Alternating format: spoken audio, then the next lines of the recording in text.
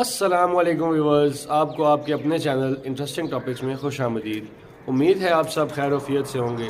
आज की इस वीडियो में हम डिस्कस करेंगे कि आप अपने UBL ऐप को यूज़ करते हुए CBA में बैलेंस कैसे ट्रांसफ़र कर सकते हैं, क्योंकि UBL ऐप में भी अब ये ऑप्शन आ गया है कि आप अपने CBA ऐप में डायरेक्ट UBL से बैलेंस ले सकते हैं वोचर क्रिएट करते हुए। तो इस तमाम तरह डिटेल्स को हम डिस्कस करेंगे इस वीडियो में। जी तो व्यूअर्स, चलिए हम देखते हैं कंप्लीट प्रोसेस किस तरह हम अपने UBL बैंक से अपने CBA अकाउंट में अमाउंट ट्रांसफ़र कर सकते हैं। तो इस प्रोसेस के लिए हमें सबसे पहले अपने CBA ऐप में जाना है। जैसे ही हम अपनी CBA ऐप ओपन करते हैं तो कुछ इस तरह का इंटरफेस हमारे सामने शो हो जाता है। इसमें मुख्तलिफ ऑप्शंस हैं, ईजी लोड है, बिल है, टिकट्स हैं।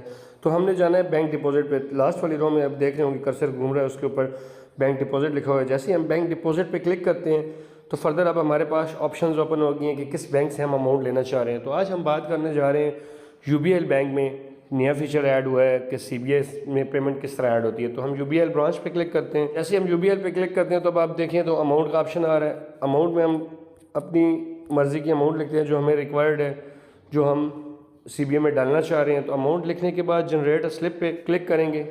जैसे ही हम जनरेट स्लिप पे क्लिक करते हैं तो अब आप देखें तो हमारे पास एक स्लिप आ गई है, स्लिप ID लिखी हुई आ गई है। तो अब हम इस स्लिप ID को यूज़ करते हुए UBL बैंक से अपने CBA में बैलेंस कैसे ट्रांसफ़र करेंगे। तो उसके लिए हम UBL ऐप पे चले जाते हैं। UBL ऐप को जब हम लॉग इन करते हैं तो कुछ इस तरह का इंटरफेस आता है। नीचे आप देखें तो अकाउंट्स हैं, पेमेंट्स हैं और सर्विसेज हैं।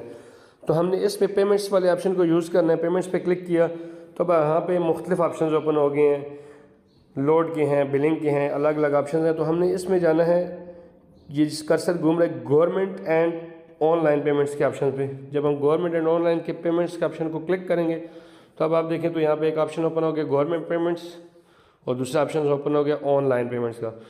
तो अब हम ऑनलाइन पेमेंट वाले ऑप्शन पे क्लिक करते हैं तो यहाँ पे आप देखें डिफरेंट ऑप्शंस ओपन हो रहे हैं। वन बिल का है, अलग अलग ऑप्शन है। इसी को हम स्क्रॉल करते जाएंगे तो नीचे EPL प्राइवेट लिमिटेड का ऑप्शन आ रहा है, जिसपे अब ये देखें आप तो कर्सर घूम रहा है EPL प्राइवेट लिमिटेड। पिछली वीडियो में हमने देखा कि हमने अल्फा से बनाई थी तो वहाँ पे CBA का ऑप्शन आ रहा था, यहाँ पे EPL बैंक का लिखा हुआ आ रहा है। तो EPL पे हम क्लिक करते हैं। अब जो वाउचर हमने CBA ऐप में जनरेट किया है वो वाउचर हम यहाँ पे एंटर करते हैं।